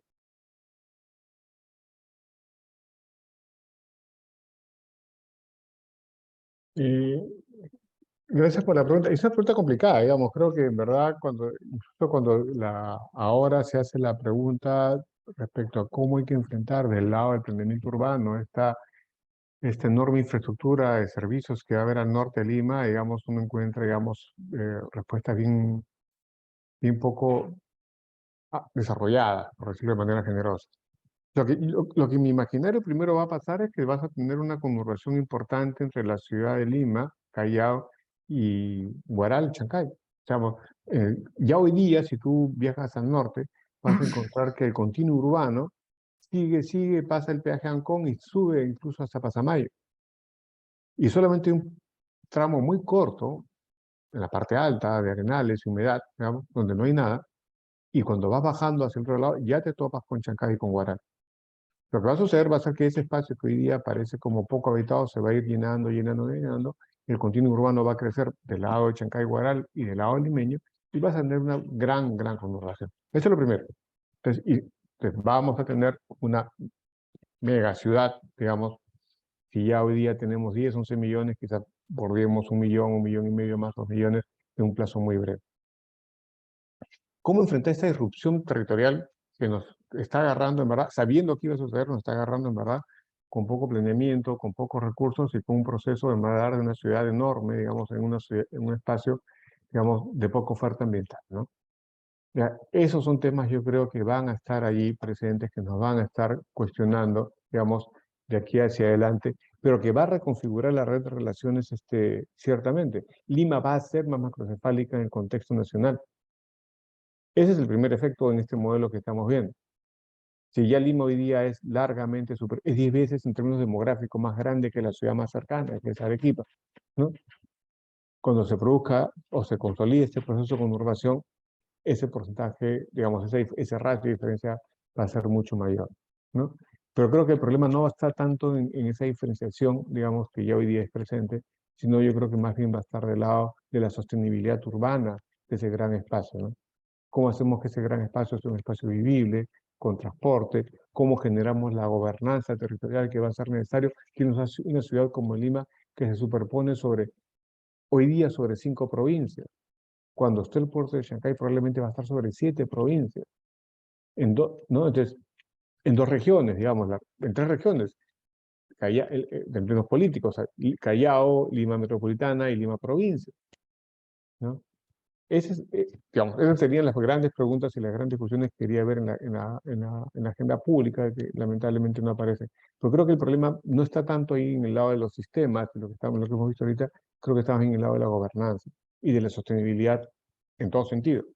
Como ciudad que va a ser la capital del Perú, esta enorme conurbación que que la vamos a tener pasado mañana, en verdad. Ya la tenemos, yo te diría. Yo creo que son 2 años más y ya el continuo urbano va a haberse cerrado plenamente. Muchísimas gracias, doctor Injoque. Ahora tenemos una última pregunta de parte de Ver Alberto González y menciona lo siguiente. Buenas noches. Creo que mi pregunta puede ser para ambos ponentes. Es muy interesante todo el tema de la evolución político-administrativa del país, todo con respecto a la superficie continental, pero ¿qué pasa con las islas? ¿Se les aplicaría los mismos criterios de regionalización o tiene otro tipo de administración? Gracias. Para cualquiera de los dos ponentes. El doctor Gordo, obviamente. Gracias, gracias, Freddy. Bueno, existe ya una legislación sobre el control de las islas que están aledañas a las costas de territorio de países. Entonces, esos mismos criterios que rigen a nivel de país, de conjunto grande, también se comparten a nivel más pequeño. Por ejemplo, las islas de lobos de tierra y lobos de afuera que siempre llevan a alguna discusión de son para Piura o para Lambayeque. Entonces, se pueden tomar criterios latitudinales para decir a qué región o a qué conjunto de la sociedad quedaría el dominio de las islas, o no, pero por otro lado está también el saber lo que producen las islas, el recurso. Es un recurso que lleva a una individualización de el conjunto regional, que lo tenga como tal, o es un recurso que se distribuye para todo el país.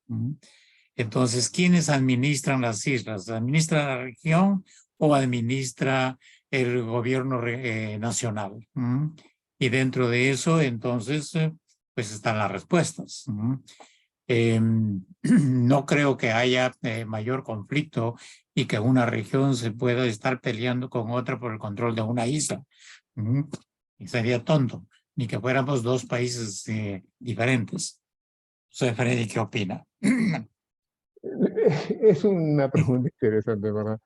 Bueno, primero, creo que por suerte no tenemos tantas islas, pero creo que lo importante es ver cuando vemos estos procesos de regiones, de espacios políticos administrativos, estamos hablando de territorios, ¿sí? Y los territorios implican necesariamente un conjunto de factores. Uno de los factores clave son las sociedades, ¿no es cierto? Y ciertamente queda claro que muchos de estos espacios insulares, digamos, estas islas, digamos, son espacios básicamente, digamos, despoblados de personas. Han sido intensamente quizás explotados en alguna época, hace unos siglos, digamos, por el tema del guano. Hay una historia interesantísima por ahí, pero creo que verlos como territorios, en el sentido que hay sociedades que se instalan, que hacen vida, que interrelacionan, que interactúan, creo que no, creo que son más bien espacios, digamos, que hay que cuidar, digamos, en el sentido de una riqueza de biodiversidad ambiental, etcétera, ¿no? Y que tocará quizás en ese sentido tener un espacio regulatorio importante ahí, pero creo que más que como espacio político administrativo deberían ser, como hoy día están, quizás espacios que forman parte incluso de áreas protegidas importantes, ¿no? Pero mi elemento central sería eso, o sea, digamos, no tenemos sociedades instaladas ahí con permanencia en el tiempo, salvo momentos muy puntuales de extractivos alrededor del tema, ¿no?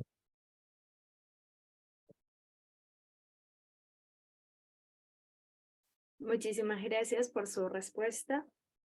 Y bueno, voy a dar el pase a la geógrafa Miriam Nagata para dar unas palabras finales para concluir el evento.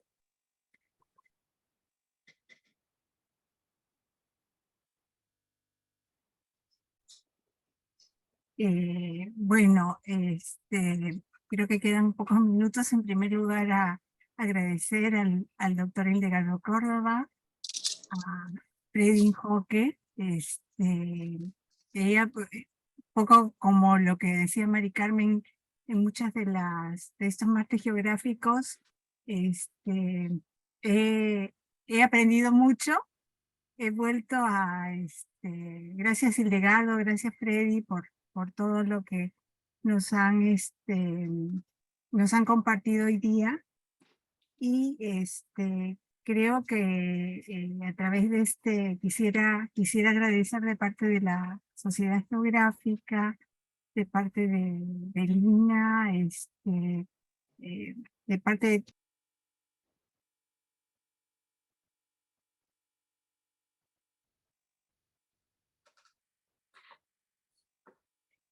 No se escucha. Perdón, he estado hablando y tengo menos tiempo ahora. De parte de la Sociedad Geográfica, especialmente de nuestra presidenta María del Carmen Carrasco, de parte de todos los miembros, de los auspiciadores, de los organizadores, quiero agradecerles al doctor Hildegardo Córdoba, al doctor Freddy Joque, por lo que nos han compartido hoy día.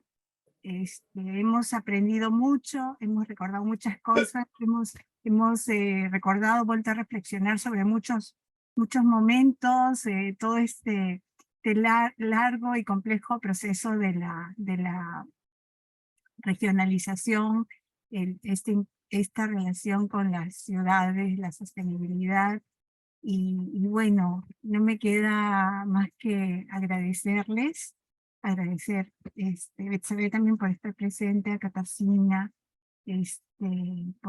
por esta interesante introducción también, a todos los presentes y bueno, muchas gracias y creo que a lo mejor les va a llegar algunas preguntas por sus correos probablemente a nuestros expositores de hoy día y bueno, agradecerles, invitarlos para el siguiente martes geográfico y bueno, muchas gracias. Muchísimas gracias, Magíster Mireia Nagata. Agradecemos la participación del doctor Hildegardo Córdoba, del doctor Freddy Joque. Gracias por compartir su tiempo en este espacio virtual de aprendizaje y nos veremos en un próximo martes geográfico. Un gran saludo a todos. Gracias, Betsabé. Gracias a todos mis amigos que han estado presentes. Freddy, un gusto verte después de tanto tiempo. Un abrazo grande, igual para cada uno de los demás. Gracias, igual. Gracias a Un todos. gusto verlo, y verlo también, como siempre. Gracias, Miren. Muchas gracias también Gracias. y hasta pronto. Hasta Gracias, pronto. Catarina. Hasta pronto, Gran Catarina.